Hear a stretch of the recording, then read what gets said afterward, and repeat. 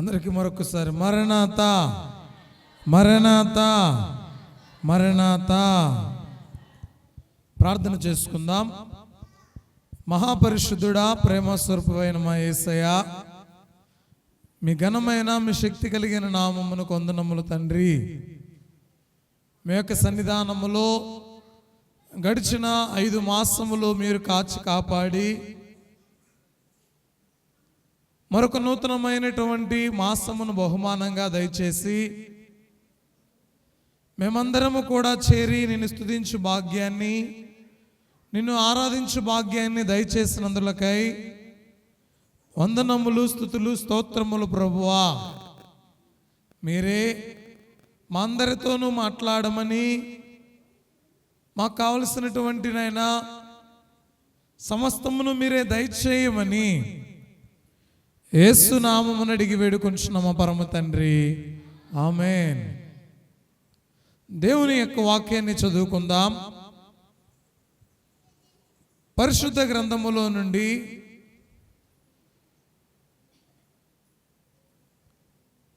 యోహాను రాసిన సువార్త 14వ అధ్యాయము 4వ వాక్యం. యోహాను సువార్త, నేను వెళ్ళుచున్న స్థలమునకు మార్గము మీకు తెలియను. ఆమేన్. ప్రియమైన దేవుని బిడ్డలారా, నేటి దినాన మన రక్షకుడైన మన ప్రభు అయిన యేసుక్రీస్తు ప్రభు యొక్క ఆరోహణమును గురించి మనందరము కూడా తెలుసుకుందాం. యేసుక్రీస్తు ప్రభు వారు మరణించిన తరువాత, ఆయన తిరిగి లేచిన తరువాత 40 దినములు ఈ భూలోకములో ఉంటూ,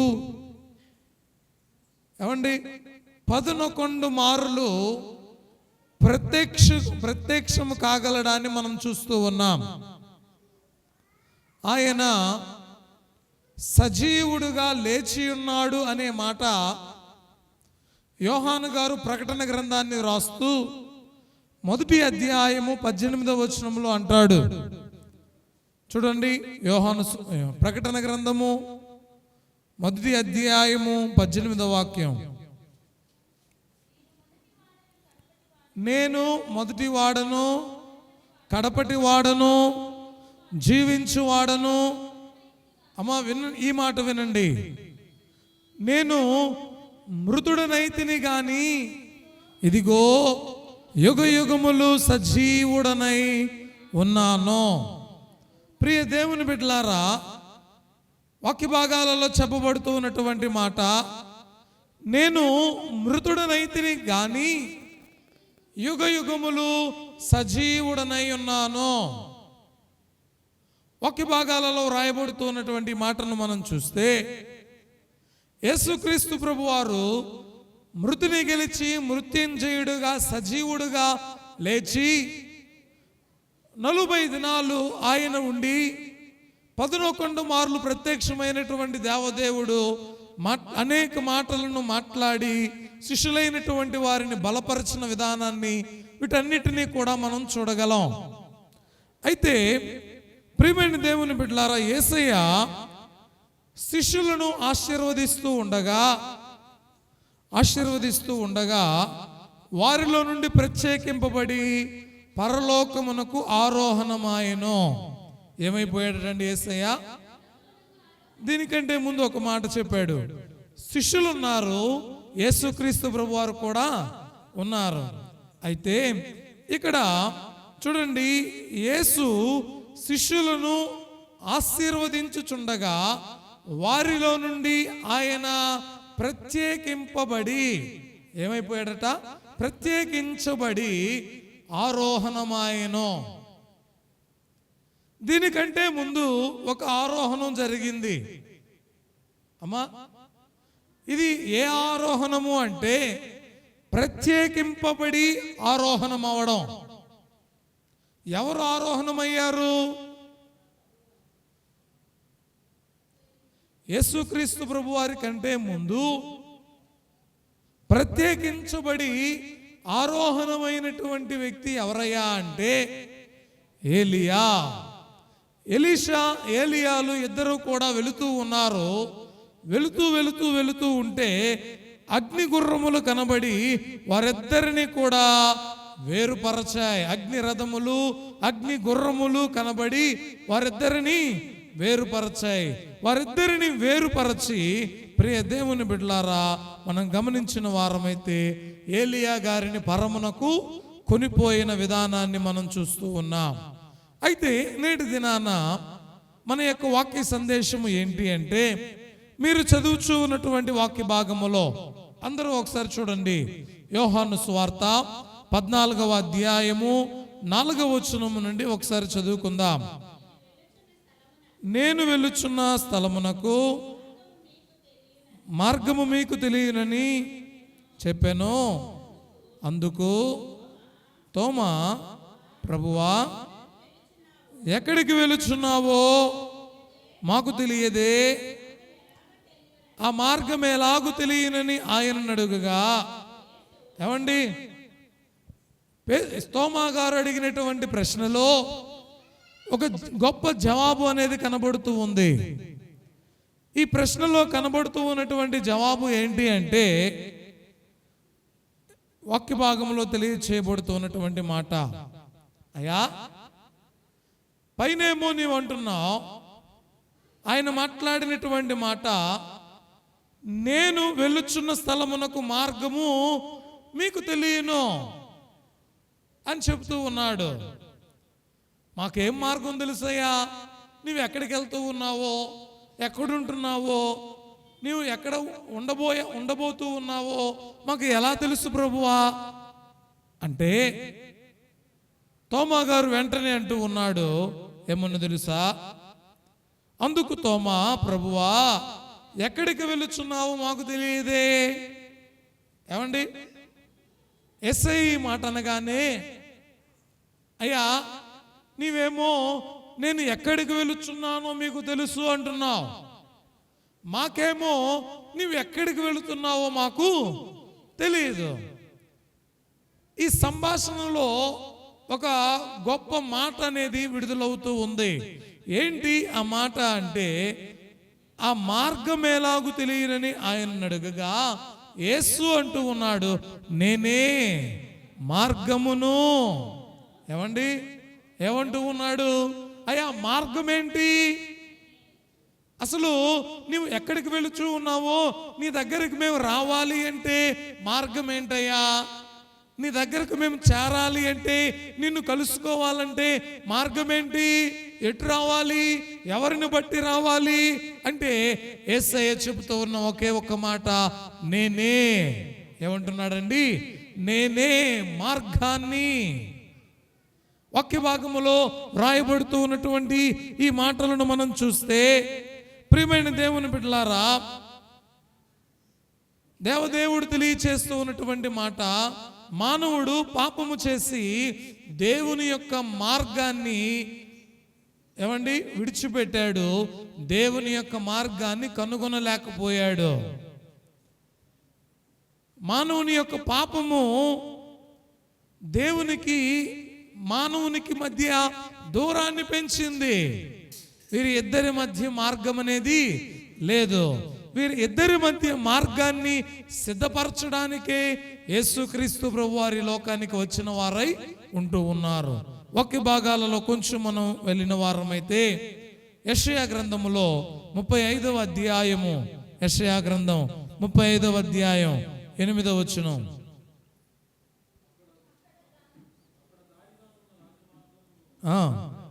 ఏర్పడును,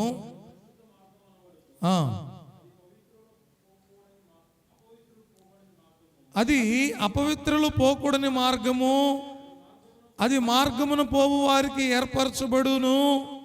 మూడులైనను దానిలో నడుచుచు త్రోవను తప్పక ఉందురు. ఏమండి, వాక్య భాగంలో చెప్పబడుతున్నటువంటి మాట, అక్కడ దారిగానున్న రాజ్య మార్గము ఏర్పడును, అది పరిశుద్ధ మార్గం అనబడును. అయ్యా, మానవుడు పాపము చేసి పరలోకమునకు దూరమై నిత్య అగ్నిగుండమునకు పాత్రుడయ్యాడు. అలా ఉండగా మానవుని పాపమును పరిహరించి పరిశుద్ధినిగా చేసి పరలోకమునకు చేర్చుటకు క్రీస్తు ప్రభువారు బలిగా ఈ లోకానికి వచ్చి ఆయన చెబుతూ ఉన్నాడు, మార్గమును సిద్ధము చేస్తూ ఉన్నాడు. ఇదిగో రాజమార్గము ఏర్పడును.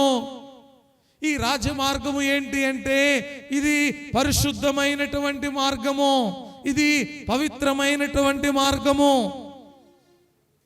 ఏమండి, వాక్య భాగాలలో ఈ మాట చదువుతూ ఉన్నప్పుడు అనేక మార్లు ఒకటి అనిపిస్తూ ఉంటుంది. ఏంటి అంటే, నేను వెళ్ళి మీకు స్థలమును, అమ్మా చెప్పండి ఏంటి?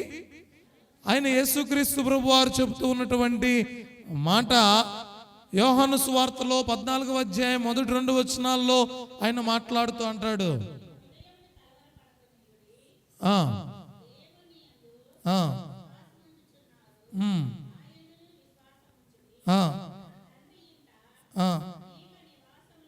చాలండి. నా తండ్రి ఇంట అనేక నివాసములు కలవు, లేని ఎడల మీతో చెప్పుదును, మీకు స్థలము సిద్ధపరచ. అమ్మ, ఈ మాటను విన్నారా? దేవదేవుడు ఏమంటున్నాడండి? మీకు స్థలమును సిద్ధపరచ వెళ్ళుచూ ఉన్నాను. నేను పరలోకానికి ఎందుకు వెళుతూ ఉన్నాను అంటే, నేను పరలోకానికి ఎందుకు వెళుతూ ఉన్నాను అంటే, నేను మీకు స్థలాన్ని సిద్ధపరచడానికి వెళుతూ ఉన్నాను. పరలోకమే ఆయనది. ఏమండి, ఆదియు అంతమై ఉన్నటువంటి దేవుడు, అల్ఫా ఒమేగా అయినటువంటి దేవుడు, ఏమండి, ఉన్నవాడు అనువాడైనటువంటి దేవుడు, మృతిని గెలిచి మృత్యుంజయుడిగా లేచినటువంటి సర్వాధికారి అయినటువంటి దేవుడు మాట్లాడుతూ ఉన్నటువంటి మాట ఏంటో తెలుసా? నేను వెళ్ళి మీకు స్థలము సిద్ధపరచ వెళ్ళుచున్నాను. నేను ఎందుకు వెళుతూ ఉన్నానంటే, మీకు స్థలాన్ని సిద్ధపరచాలి. ఎలాగా? ఈ స్థలాన్ని ఎలాగా సిద్ధపరుస్తారు? ఎలాగా ఈ రూట్ మ్యాప్ అనేది మనకు తెలుస్తుంది? పరలోకానికి ఈ మార్గం తెలియాలి అంటే ఏ విధంగా తెలుస్తుంది అంటే, ప్రియ దేవుని బిడ్డలారా, ఒక మాట జ్ఞాపకం పెట్టుకోండి. పాపము చేసినటువంటి మనం దేవునికి దూరస్థులమైపోయాం అంటే మనకు ఎక్కడ చోటు లేదు, దేవుని దగ్గర మనకు చోటు లేదు. పాపము చేసినటువంటి మనకు పవిత్రుడు, పరిశుద్ధుడు, సర్వోన్నతుడు, సర్వాధికారి, మహోన్నతుడు, మహిమ కలిగినటువంటి దేవదేవుని ఎదుట మనకు ఏమి లేదండి, స్థలము లేదు. ఈ పాపము మానవుని దేవునికి దూరం చేసింది. అయితే యేసుక్రీస్తు ప్రభువారు ఆయన తన శిలువ మరణము ద్వారా రక్తమును చిందించి ప్రాణమును బలిగా అర్పించి మన పాపములను క్షమించి మనల్ని ఎక్కడికి సిద్ధపరుస్తూ ఉన్నాడు తెలుసా? పరమునకు సిద్ధపరుస్తూ ఉన్నాడు. ఆయన చెబుతూ ఉన్నటువంటి మాట, ఇదిగో మీరు నా యందు ఎప్పుడైతే పాపములను ఒప్పుకుంటారో, యేసు నామములో మీరు మీ పాపములను ఎప్పుడైతే ఒప్పుకుంటారో, ప్రతి వాని మోకాలను ఆయన ఎదుట వంగి ఏం చేయాలటండి? ప్రతి నాలుక ఆయనను స్తుతించి ఆయన ఎదుట మన పాపములను మనము ఒప్పుకునే వారముగా ఉన్నప్పుడు ఏ మార్గములో ప్రవేశిస్తాం? రాజ్య మార్గములో ప్రవేశిస్తాం. ఏ మార్గం అండి? రాజ్య మార్గము.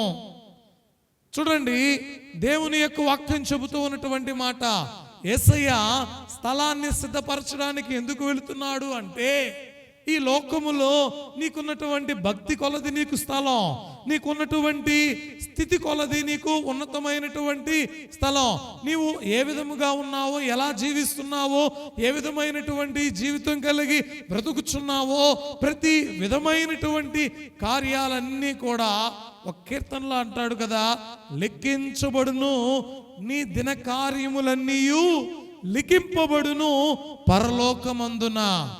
ఏమండి, తప్పింప తరము కాదు ఎవరికి ఇలలో. ఏం చేయలేరటండి.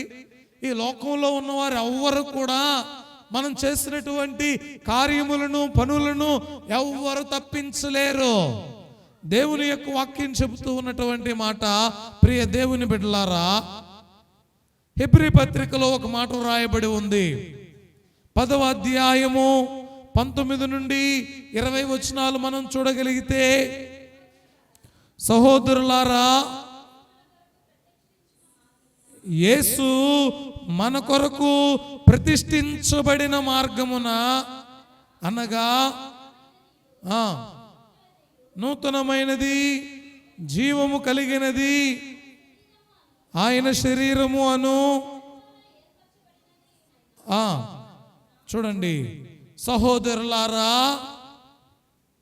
యేసు మన కొరకు ప్రతిష్ఠించిన మార్గమున, ఏమండి, ఒక మార్గం ప్రతిష్ఠించబడింది.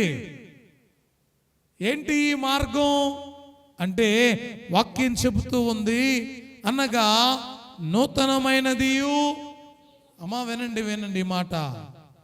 ఈ మార్గం చూడండి, ఈ స్థలం ఉంది. ఈ స్థలాన్ని, ఈ మందిరాన్ని ఏం చేసాం? ప్రతిష్ఠ చేశాం. ఈ ప్రతిష్ఠ ఎందుకు అంటే, ఇది దేవుని కొరకు అనే ప్రతిష్ఠ. ఇది కేవలం ఎవరి కొరకు? దేవుని కొరకు అనేటువంటి ప్రతిష్ఠ. వాక్య భాగాల్లో మనం గమనించిన వారమైతే దేవదేవుడు అంటూ ఉన్నాడు, సహోదరులారా, యేసు మన కొరకు ప్రతిష్ఠించిన మార్గమున, ఆయన మనకొక మార్గాన్ని ప్రతిష్ఠించాడు. ఈ మార్గము గుండానే పరలోకము చేరాలి. చూడండి, అనగా నూతనమైనదియు, జీవము కలిగినదియు ఆయన శరీరము అను తెర ద్వారా ఏర్పరచబడినదైన మార్గమున. ఈ మార్గము ఎవరిని బట్టి ఏర్పడింది అంటే, పరలోకమునకు భూమికి మధ్య నిచ్చెనగా ఆయన శరీరం ఉందండి. ఏమండి, యేసయ్య, యేసుక్రీస్తు ప్రభువారు, ఆయన దైవ కుమారుడు, ఆయన దైవ మానవుడు. అయితే ఒక చేత్తో తండ్రి చేతిని పట్టుకుని, మరొక చేత్తో పాపులముగా ఉన్నటువంటి మన చేతిని ఆయన పట్టుకున్నాడు. దూరస్థులమై ఉన్నటువంటి మనలను సమీపస్థులుగా చేయుట కొరకు మన దేవునికి మానవునికి మధ్య వారధిగా ఎవరున్నారు అంటే యేసుక్రీస్తు ప్రభువారు ఉన్నారు. హల్లెలూయా. వాక్యం చెప్పబడుతూ ఉన్నటువంటి మాట, ఆయన రక్తము వలన పరిశుద్ధ స్థలమునకు ప్రవేశించుటకు మనకు ధైర్యము కలిగి ఉన్నది. అర్థమైందండి? అయ్యా, పాపము చేసినటువంటి నేను దేవుణ్ణి చూడలేకపోయి చెట్టు చాటును దాక్కున్నా. పాపము చేసినటువంటి నేను, అజ్ఞాతి క్రమమును చేసినటువంటి నేను, దేవుని మాటను వినటువంటి నేను ఎక్కడ దాక్కున్నానండి? చూడండి, దేవుని యొక్క స్వరం వినబడుతుంది, దేవుడు వచ్చి ఉన్నాడు. అయినా సరే చెట్టు చాటునకెళ్ళి దాక్కున్నాను. ప్రియ దేవుని బిడ్డలారా, అయితే దేవుడు అంటున్నాడు, ఈ స్థలములో మీరుండడానికి వీలు లేదు. ఈ స్థలములో మీరుండడానికి వీలు. ఇది నా తోట, ఈ తోటలో మీరుండడానికి వీలు లేదు, మీరు బయటికి వెళ్ళండి అని కెరూబులను, ఖడ్గ జ్వాలలను కావలి వారిగా తోటకు పెట్టాడండి. అయితే దేవుడు ఉన్నటువంటి పరిశుద్ధ స్థలములో ఎలా ప్రవేశిస్తాం? వాక్యం చెబుతూ ఉంది, ఆయన రక్తము వలన, 20వ వచనమండి, ఆయన రక్తము వలన పరిశుద్ధ స్థలమునందు, ఏమండి, ఆయన వైపు చూడడానికే ధైర్యం లేదు. మీకు అర్థమవుతుందా? దేవుని వైపు చూడడానికే ధైర్యం లేదు. ఇశ్రాయేలీయుల కాలంలో మనం చూస్తే అతి పరిశుద్ధ స్థలం, పరిశుద్ధ స్థలం, ఆవరణం. ఇశ్రాయేలీయులందరూ కూడా ఆవరణములో ఉండేవారే గాని పరిశుద్ధ స్థలములో ఉండేవారు కాదు. ఈ పరిశుద్ధ స్థలములో ఏం జరుగుతుందో, ఎలా ఉందో చూచేవారేమో, కానీ అతి పరిశుద్ధ స్థలములో చూచే ధైర్యం ఇక్కడ ఉన్న యాజకులకు కూడా లేదు. అర్థమైందా ఏమండి? అతి పరిశుద్ధ స్థలములోనికి వెళ్ళేటువంటి ధైర్యము, చూచేటువంటి ధైర్యము, మాట్లాడేటువంటి ధైర్యము ఈ పరిశుద్ధ స్థలములో ఉన్న వారికి గాని ఆవరణములో ఉన్న వారికి గాని ఎవ్వరికి లేదు. అయితే ప్రియ దేవుని బిడ్డలారా, యేసు రక్తము ఏం చేసిందయ్యా అంటే ఒక ధైర్యాన్ని ఇచ్చింది. ఏంటి ధైర్యము అంటే ఈ అతి పరిశుద్ధ స్థలములో ఉన్నటువంటి దేవునితో మాట్లాడే ధైర్యాన్ని మనకు ఇచ్చింది. వాక్యం చెబుతూ ఉంది, ఆయన రక్తము వలన పరిశుద్ధ స్థలమునందు ప్రవేశించుటకు మనకు ధైర్యము కలిగి ఉన్నది. కాబట్టి ప్రియ దేవుని జనమా, దేవుని యొక్క వాక్య భాగం తెలియచేస్తూ ఉన్నటువంటి మాట. ఇంకా మనం కొంచెం ముందుకు వెళితే వాక్య భాగాలలో ఆదికాండం 8వ అధ్యాయం 20వ వచనం, ఈ ప్రతిష్ఠించబడిన మార్గాన్ని గురించి, బలిపీఠమును గురించి తెలుసుకుందాం. కట్టి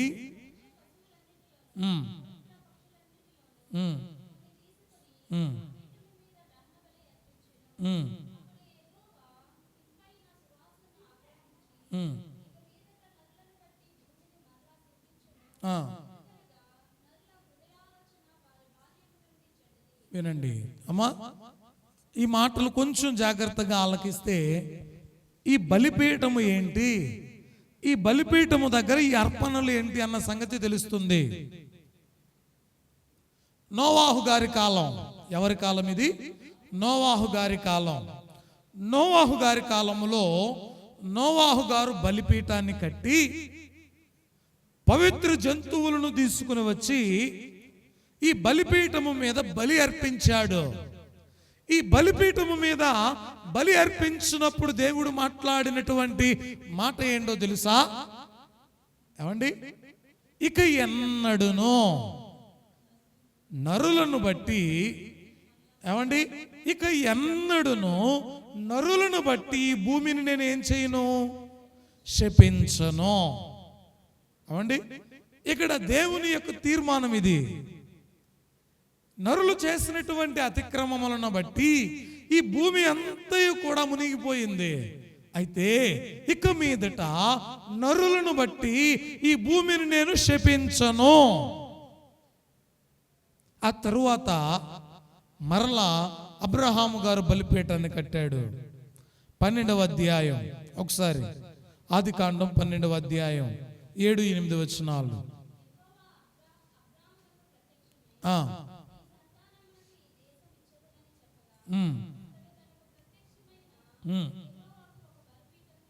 కట్టెను.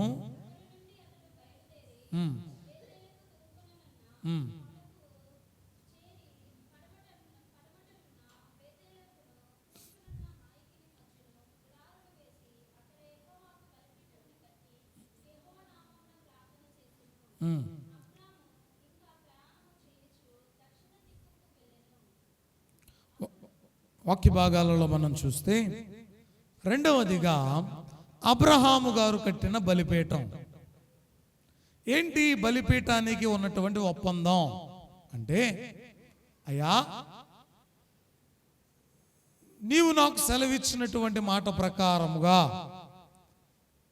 నీవు చూపించు దేశమునకు నేను వచ్చాను, నీ మాటను నేను వింటున్నాను.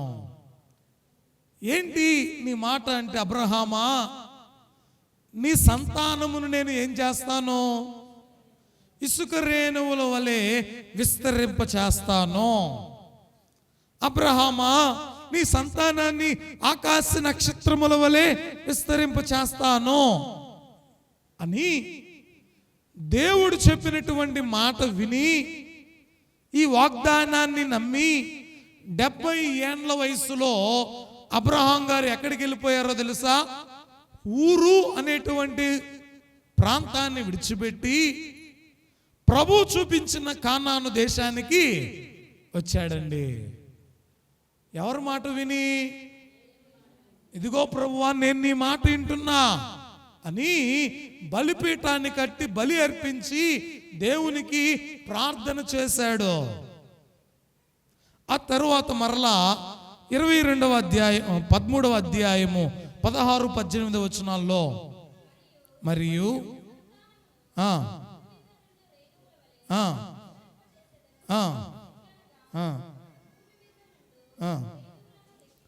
చూడండి, ఆదికాండం 22:9.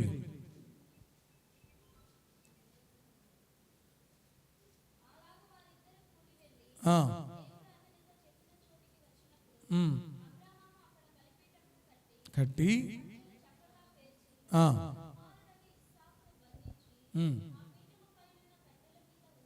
చూడండి అమ్మా, ఇక్కడ చూసారు మరలా. అక్కడేమో దేవుడిచ్చినటువంటి మాటను బట్టి బలిపీఠాన్ని కట్టాడు. ఇక్కడ ఏమో మరలా దేవుడు అడుగుచున్నటువంటి మాటను బట్టి బలిపీఠాన్ని కడుతూ ఉన్నాడు. కొంచెం జాగ్రత్తగా ఈ మాటలు ఆలకించండి. నోవాహు గారేమో బలిపీఠాన్ని ఎప్పుడు కట్టాడు అంటే, మేమందరం సేఫ్గా ఉన్నాం ప్రభువా, మేమందరం మంచిగా బ్రతికే ఉన్నాం అని దేవునికి బలిపీఠాన్ని కట్టినప్పుడు దేవుడు ఇక మీదట ఈ నరులను బట్టి ఈ భూమిని నేను శపించను అని మాట్లాడాడు. అయితే రెండవదిగా అబ్రహాము గారు బలిపీఠాన్ని కట్టారు.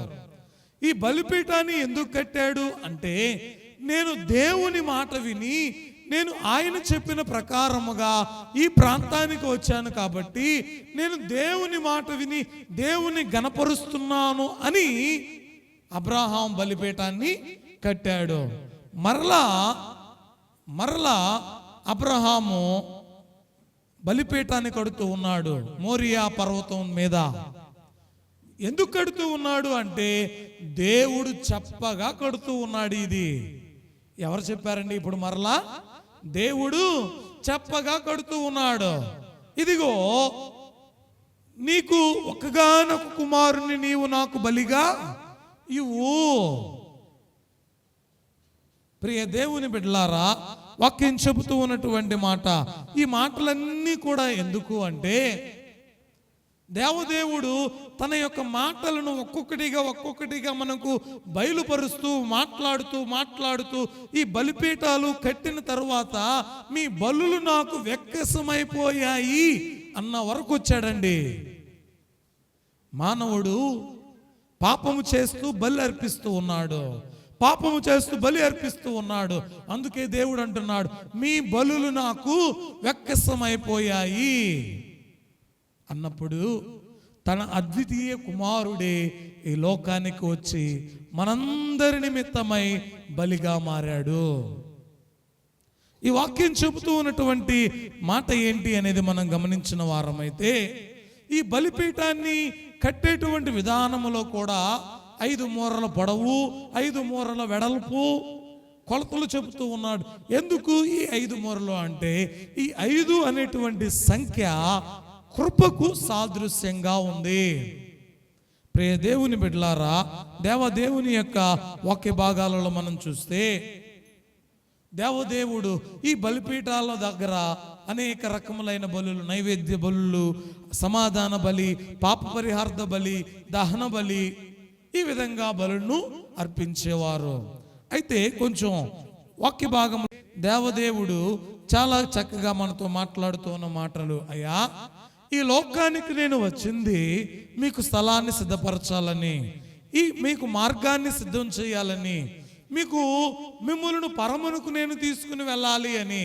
అయితే మీరు చేయవలసినటువంటి పని ఏంటి అంటే, యేసయ్య మనకు ఏ మాటలైతే బోధించి ఉన్నాడో, ఎలాగైతే నేర్పి ఉన్నాడో, ఏ విషయాలైతే మనం నేర్చుకుని ఉన్నామో, ఈ మాటలన్నిటి ప్రకారము జీవించే వారముగా మనం ఉండాలి.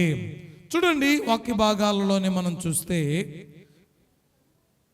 ఇంకా మత్తయి సువార్తలో ఆయన మాట్లాడుతూ 1వ అధ్యాయము 18 నుండి 21 వచనములో ఆయన జన్మ పవిత్రతను గురించి తెలియచేస్తాడు. ఆయన జన్మ పవిత్రతను గురించి తెలియచేస్తాడు. హెబ్రీ పత్రిక 7వ అధ్యాయము 2 నుంచి 6 వచనాలలో పవిత్రమైన యాజక జీవితమును గురించి ప్రభువు తెలియచేస్తాడు. ఆయన చేసినటువంటి అద్భుతములను, చెప్పినటువంటి ఉపమానములు, వీటన్నిటిని కూడా తెలియచేస్తాడు. ఒకటేమో ఆయన జన్మ పవిత్రత, ఆయన యాజకత్వము పవిత్రమైనది. మూడవదిగా పేతురు గారు రాస్తూ అంటాడు, పేతురు గారు రాసిన మొదటి పత్రిక 1వ అధ్యాయము 19వ వచనములో,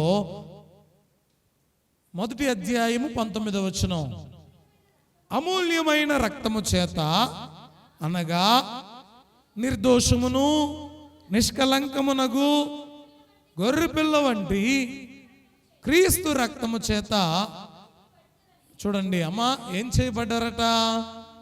మీరందరూ కూడా విమోచించబడ్డారు అమూల్యమైనటువంటి రక్తము చేత. ఇందులో ఏ దోషమును లేదు, ఏ పాపమును లేదు. ఇది నిర్దోషమైనటువంటి రక్తము. అంటే ఆయన జన్మ పవిత్రమైనది, ఆయన యాజక ధర్మము పవిత్రమైనది, ఆయన శిలువ మరణము పవిత్రమైనది. 4వదిగా చూస్తే ఆయన పునరుద్ధానం, అది కూడా వ్రాయబడి ఉంది. అపోస్తుల కార్యములలో మనం చూస్తే 3వ అధ్యాయము 14-15 వచనములు,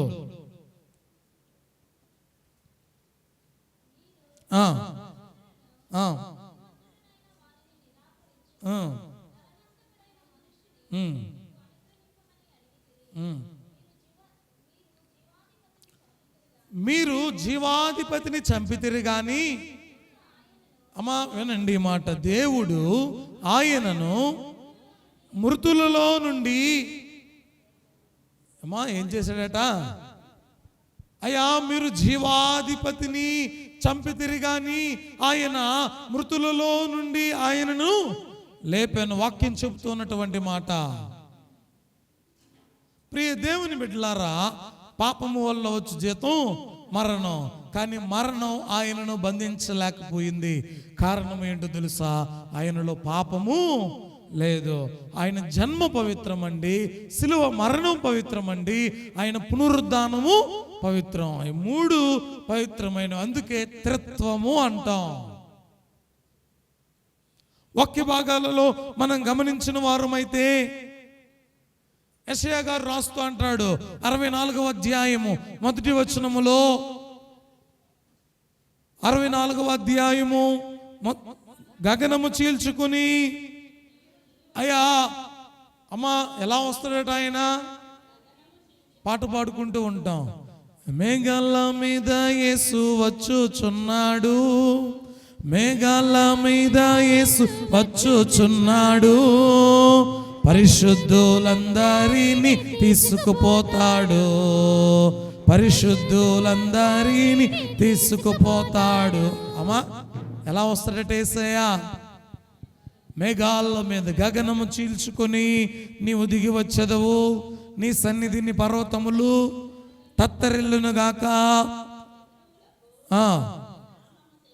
చూడండి, ఆయన చెప్తూ ఉన్నాడు, ఆకాశ మండలములోనికి కొనిపోయినటువంటి యేసుక్రీస్తు ప్రభువారు, ఆరోహణమైనటువంటి యేసుక్రీస్తు ప్రభువారు ఏ రీతిగా ఆయన ఆరోహణమయ్యాడో అదే రీతిగా ఆయన మరలా రానయ్యున్నాడు, అదే రీతిగా ఆయన రానయ్యున్నాడు. ప్రియమైన దేవుని బిడ్డలారా, వాక్య భాగములో మనం గమనించిన వారమైతే దేవదేవుడు అంటూ ఉన్నాడు, అయ్యా మనందరము సత్య సంబంధులమని ఎరుగుదుము. యోహాను గారు రాసిన మొదటి పత్రికలో 3వ అధ్యాయము 19వ వచనములో ఆయన అంటాడు, ఇందువలన మనము సత్య సంబంధులమని ఎరుగుదుము. దేవుడు మన హృదయము కంటే అధికుడై సమస్తమును ఎరిగి ఉన్నాడు. సత్యము అనగా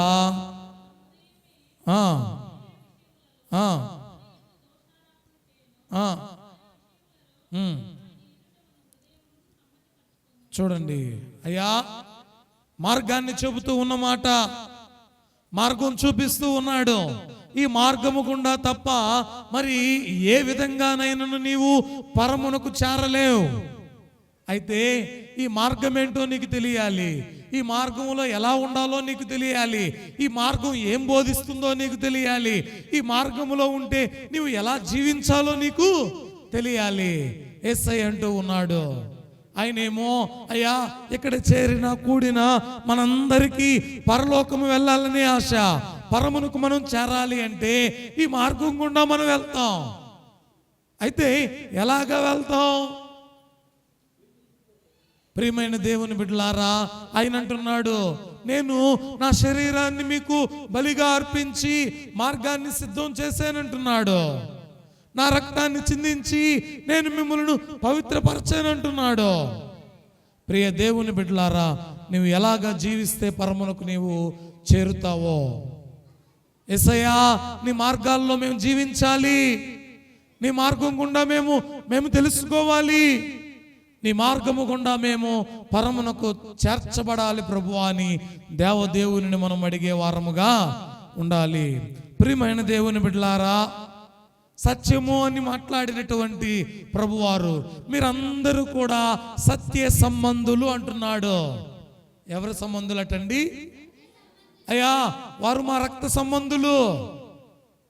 ఏమండి చెప్తారు కదా, వీరెవరంటే మా రక్త సంబంధులండి, మా బంధువులండి, పలానా వారు వీరు మా వాళ్ళే అని చెప్తారు కదా. యేసయ్య అంటూ ఉన్నాడు ఏమని?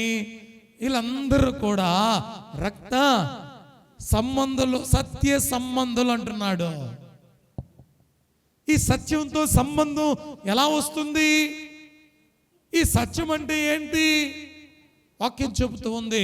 యోహాను గారు రాస్తూ అంటాడు, 1వ అధ్యాయము 14-17 వచనాలలో మనం చూస్తే,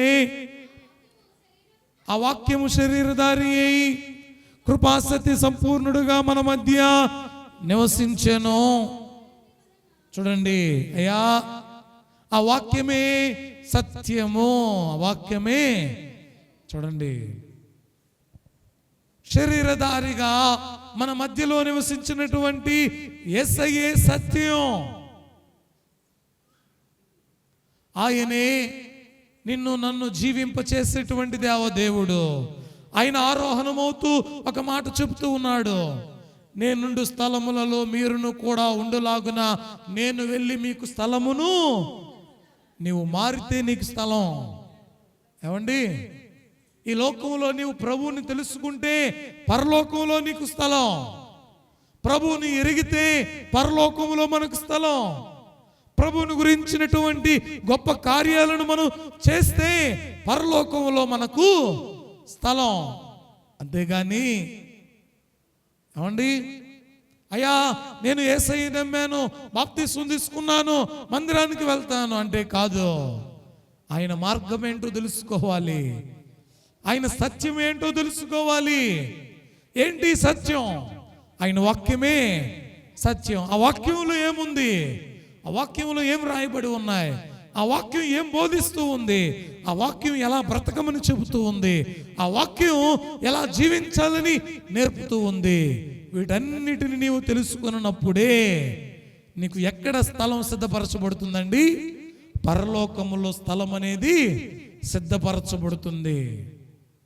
ఏమండి, ఒక స్థలాన్ని మనం సిద్ధం చేసుకోవాలనుకోండి, కొనుక్కోవాలి అనుకోండి, ఏం చేస్తాం? మనం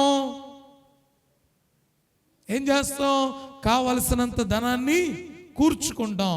అరే ఈ స్థలం ఇంత వద్ది, ఇంత ధనం కావాలి కాబట్టి కొంత డబ్బులు మన దగ్గర ఉన్నాయి, మరి కొంత డబ్బులు కావాలి అంటే ఎలాగైనా లోన్ పెట్టుకోవాలి, ఏదో ఒకటి తీసుకొని చేసుకోవాలి. ఏం కావాలంటే స్థలం కావాలి అంటే. అలాగే పరలోకంలో స్థలం కావాలి అంటే ఏమండి, యేసయ్య మన కొరకు సిద్ధపరుస్తూ ఉన్నటువంటి స్థలం కావాలి అంటే ఆయన మార్గం ఏంటో తెలుసుకోవాలి, ఆయన సత్యములో మనం నడవాలి. జీవాధిపతి అయినటువంటి దేవదేవుడే యుగ యుగములు మనలను జీవింపచేసేవారై ఉన్నారు. హల్లెలూయా. ఏమండి, జీవాధిపతి అయిన దేవుడే యుగ యుగాలు మనలను జీవింపచేసేవారై ఉన్నారు. ఒకటి మాత్రం జ్ఞాపకం పెట్టుకోండి, ఏంటి అంటే వాక్యములో ఇంకొంచెం యోహాను సువార్త 8:46 ఆయన అంటున్నాడు, నా యందు పాపం ఉన్నదని మీలో ఎవడు స్థాపించును? నేను సత్యం చెప్పుచున్న ఎడల, ఏమండి ప్రశ్న వేస్తున్నాడు యేసయ్య, నాలో పాపం ఉన్నదని మీరు ఎవడైనా స్థాపించగలడా? నేను సత్యం చెప్పుచున్న ఎడల మీరెందుకు నన్ను నమ్మరు? అండి, మీరెందుకు నన్ను నమ్మరు? వాక్యములో ఎఫెసీ పత్రిక 4:15 అంటాడు, ప్రేమ కలిగి, ఏమండి ఎఫెసీ పత్రిక 4వ అధ్యాయం 15వ వచనం. అమ్మ ఎలాగట, ఏమండి ఈ మాటలు జ్ఞాపకం పెట్టుకోవాలి. ప్రేమ కలిగి సత్యం చెప్పుచు క్రీస్తు వలె ఉండుటకు మనం అన్ని విషయములలో, ఏమండి నీవు ఎదగాలి అంటే ప్రేమ కలిగి సత్యం చెప్పుచు, చూడండి వాక్య భాగం చెబుతుంది, క్రీస్తు వలె మీరందరూ ఉండుటకు అన్ని విషయాలలో ఎదిగే వారమై ఉండాలి. ప్రియ దేవుని బిడ్డలారా, దేవుని యొక్క వాక్యం చెబుతూ ఉంది, అయ్యా ఆయనే మార్గం. ఎక్కడికి వెళ్ళడానికి? పరలోకానికి మనం చేరాలి అంటే మార్గం ఆయనే. ఆయనే సత్యం. ఆయన ఏం చెబుతూ ఉన్నాడో తెలుసా? ఆయన వాక్యమే సత్యం అంటూ ఉన్నాడు. ఈ వాక్య ప్రకారం నీవు జీవించేవాడవైతే ఈ మార్గం ఏంటో నీకు తెలుస్తుంది. ఆయనే జీవం. ఎవరండి? నేనే జీవం అంటున్నాడు. ఇదిగో మరణము యొక్కయు పాతాళ లోకము యొక్కయు తాళపు చెవులు నా స్వాధీనములో ఉన్నాయి. కాబట్టి ప్రియ దేవుని జనమా, వాక్యం చెబుతూ ఉన్నటువంటి మాట, పరలోకములో మనకు స్థలం కావాలి అంటే యేసయ్య అన్నాడు, నేను వెళ్ళి మీకు స్థలాన్ని సిద్ధపరుస్తాను అంటున్నాడు. ఏమండి, మీకు పరలోకంలో స్థలం ఉంది, వచ్చేయండి అనట్లా. ఏమంటున్నాడండి? అమ్మా, మీకు పరలోకంలో స్థలం ఉంది, మీరు ఎలాగ ఉన్నా ఏం చేసినా ఎలా బ్రతికినా పరలోకంలో మీకు స్థలం ఉంటుంది అనట్లా. ఏమంటున్నాడు? నేను వెళ్ళి పరలోకములో మీకు స్థలాన్ని సిద్ధపరుస్తాను. అంటే ఈ లోకంలో నేను ఎలా ఉన్నానో, ఎలా జీవిస్తున్నానో, ఎలా బ్రతుకుతూ ఉన్నానో, ఏ విధమైనటువంటి జీవితం కలిగి ఉన్నానో, ఏ స్థితిగతులు కలిగి ఉన్నానో ప్రతిదీ కూడా, ఏమండి ఎరిగిన వాడు ఆయనే. ఆయన అంటాడు, పరలోకమందు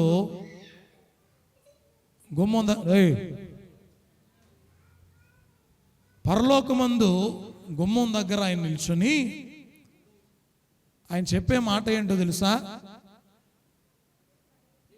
నీవు భూమి మీద నీవు నన్ను ఒప్పుకొని ఉంటే పరలోకంలో నేను నిన్ను ఒప్పుకుంటాను అంటున్నాడు. ఏమండి, వాక్యం చెబుతున్నటువంటి మాట ఒకటే, ఏంటి అంటే, అయ్యా ఈ లోకంలో నీవు ఎలా జీవిస్తావో, ఎలా బ్రతుకుతావో, ఏ విధమైనటువంటి జీవన విధానంలో ఉంటావో, నీవు జీవితాన్ని బట్టి నీకు పరలోకంలో స్థలం అనేది ఉంటుంది. ఏమండి, పరలోకంలో స్థలం అనేది ఉంటుంది. కాబట్టి మన స్థితిగతులు ఏంటో మనం తెలుసుకుని మార్చుకుని ఆయన మార్గములో ప్రవేశించి పరమునకు చేరే భాగ్యము దేవదేవుడు దయచేయును గాక. ఆమేన్. ప్రార్థన చేసుకుందాం. పరిశుద్ధుడా, ప్రేమ స్వరూపుడైన యేసయ్యా, మీ ఘనమైన నామమును కొందనములు ప్రభువా. మీ వాక్యాన్ని బట్టి మీరు మాతో మాట్లాడారయ్యా, అందును బట్టి నీకు వందనములు. కూడి ఉన్న మీ బిడ్డలందరినీ దీవించండి. మీ వాక్యం ద్వారా మీరు మాట్లాడినటువంటి మాటలను బట్టి వందనాలు అయ్యా.